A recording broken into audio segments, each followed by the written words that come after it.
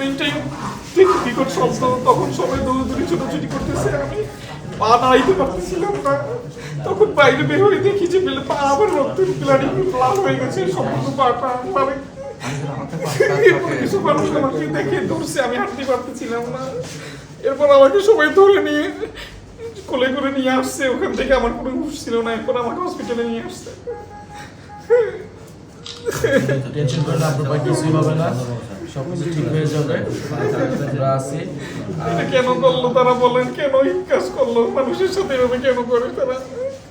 এই কাজটা যারা করছে আমি তাদের বিচার চাই, সুবিচার চাই। মামলা করে আসছি, যারাই করুক এটার বিচার ইনশাআল্লাহ আমরা নিশ্চিত করব। জি, আমার পাটা না কি হবে, কিছু করতে হবে, চামড়া কেটে কাটতে হবে বলছে।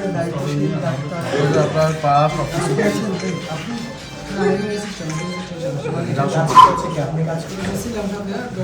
পা নাড়াইতে পারতে কষ্ট হয়ে গেছে। কয়েকদিন লাগবে, আপনি নিশ্চিত করেন না। হ্যাঁ, এখানে আমাদের দায়িত্বশীলরা আছেন, অবশ্য আপনার যোগাযোগ রাখবো ইনশাল্লাহ। ভাই, আপনি কোনো টেনশন করেন না, আমরা আছি আপনার সাথে।